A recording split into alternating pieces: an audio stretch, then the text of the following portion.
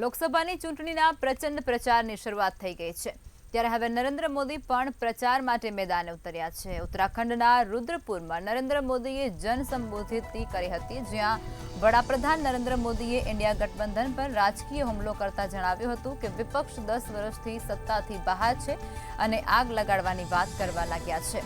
આવા લોકોને પસંદ કરી અને ખતમ કરો। આ વખતે તેમને મેદાનમાં ન રહેવા દો। સાથે જ તેઓએ ત્રીજા કાર્યકાળમાં મફત વીજળીનો ટાર્ગેટ વિશે પણ વાત કરી હતી। તો બીજી તરફ વડાપ્રધાન આજે રાજસ્થાનમાં જયપુર ગ્રામીણ લોકસભા સીટના પ્રચારની શરૂઆત કરી અને સભાને સંબોધિત કરી હતી। ત્યારે વડાપ્રધાને કહ્યું હતું કે રાજસ્થાનના લોકો હંમેશા દેશની તાકાત માટે ઊભા રહે છે। થોડા દિવસો પહેલા ફ્રાન્સના રાષ્ટ્રપતિ સહિત આખી દુનિયાએ જયપુરની સુંદરતા જોઈ હતી। સાથે જ મોદીએ જણાવ્યું હતું કે આ લોકોને ધમકી આપી હતી કે જો રામ મંદિરનું નામ પણ લેવામાં આવશે તો તેઓને સળગાવી દેવામાં આવશે, ત્યારે આગ લગાવી દેવામાં આવશે। પરંતુ ભવ્ય રામ મંદિરનું નિર્માણ થયું, દીવો પ્રગટ્યો અને આગ પણ ન લાગી। 10 વર્ષમાં જે થયું તે ટ્રેલર છે, હજુ ઘણું બાકી છે। ભાજપ સરકારનો આ ત્રીજો કાર્યકાળ ઐતિહાસિક નિર્ણય બનવા જઈ રહ્યો છે।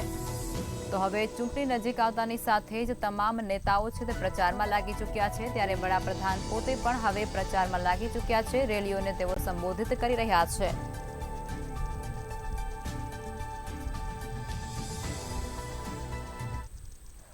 લોકસભાનું જે ઇલેક્શન છે તે જાહેર થઈ ગયું છે દેશના અલગ અલગ ભાગોની અંદર, ત્યારે વડાપ્રધાન નરેન્દ્ર મોદી ભાજપ તરફી પોતાનો જે પ્રચાર અને પ્રસાર કરી રહ્યા છે અને સાથે સાથે જે અલગ અલગ જગ્યાઓ પર સભા પણ ગજાવી રહ્યા છે।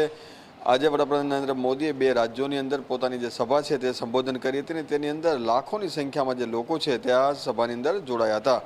સાથે વડાપ્રધાન નરેન્દ્ર મોદીએ દેશની અત્યારની હાલાત જે છે જે થઈ રહ્યા છે તેની અંગે પણ જે ઘણી બધી ચર્ચાઓ કરી છે।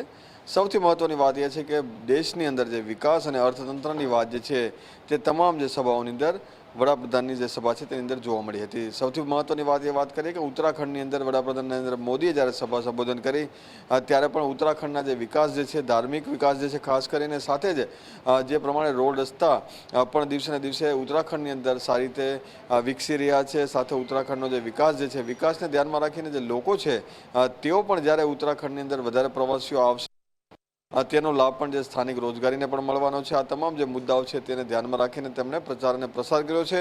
સાથે સાથે વડાપ્રધાન નરેન્દ્ર મોદીએ એવું પણ કહ્યું છે કે આ વખતે 400થી પાર એટલે કે 400નો જે ટાર્ગેટ જે ભાજપનો છે કે વધારે સીટો જે મેળવશે ત્યારે તે ટાર્ગેટ પૂરો કરવાની જવાબદારી પણ લોકો ઉપર થોપીને કહ્યું છે કે તમામ લોકોએ વધારે મતદાન કરવું જોઈએ।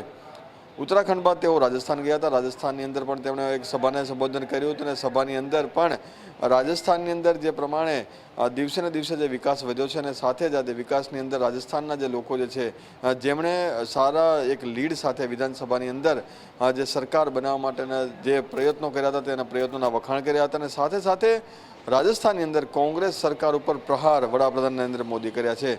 જે પ્રમાણે વડાપ્રધાન નરેન્દ્ર મોદીએ કહ્યું છે કે કોંગ્રેસના જે નેતાઓ જે છે, ખાસ કરીને મોટા નેતાઓ છે, આ વખતે આ ઇલેક્શનની અંદર આગ લગાવવાનું કામ કરી રહ્યા છે અને જે આગ જે છે તે દેશના લોકો માટે નુકસાનકારક હોઈ શકે અને વડાપ્રધાન નરેન્દ્ર મોદી જે હું આ આગને બુઝાવવાનો પ્રયાસ કરું છું તેવું પણ તેવું કહ્યું છે। સાથે તેમણે કહ્યું છે કે ભારત દેશને જે કોંગ્રેસના જે નેતાઓ ગાળો દઈ રહ્યા છે તેઓ પણ આજે કરતૂતો કરી રહ્યા છે તે વસ્તુ પણ ખોટી છે। દેશ એક બધાનો છે, ત્યારે એક સાથે હળી મળીને તેનો વિકાસ થાય તે એક પ્રયાસ જે છે તે તમામ લોકોએ કરવો જોઈએ।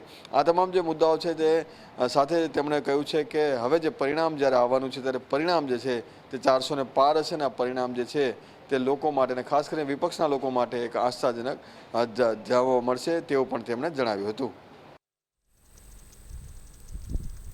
તો વડાપ્રધાન નરેન્દ્ર મોદી પણ ચૂંટણી પ્રચારમાં લાગી ચૂક્યા છે। પ્રચંડ ચૂંટણી પ્રચારની શરૂઆત તેમના દ્વારા પણ કરી દેવામાં આવી છે। ઉત્તરાખંડની અંદર તેઓના દ્વારા એક સભાને સંબોધિત કરવામાં આવી હતી અને ત્યારબાદ તેઓના દ્વારા રાજસ્થાન ખાતે પણ એક સભાને સંબોધિત કરવામાં આવી હતી, જેના ઉપર તેઓના દ્વારા કોંગ્રેસ પર આકરા પ્રહારો કરવામાં આવ્યા હતા। કોંગ્રેસ પર વિશ્વાસ ન કરવો જોઈએ તેવી અનેક બાબતો છે તેઓનું પણ તેઓએ ધ્યાન દોર્યું હતું લોકોનું। ત્રીજું કાર્યકાળમાં તેઓના દ્વારા મફત વીજળી આપવાનો જે ઉલ્લેખ કરવામાં આવ્યો હતો તેના પર પણ વિશેષ ચર્ચા કરવામાં આવી હતી અને ત્રીજી વખતનું જે આ ટર્મ છે તેની અંદર મફત વીજળી આપવા માટેનો ટાર્ગેટ આપ્યો છે।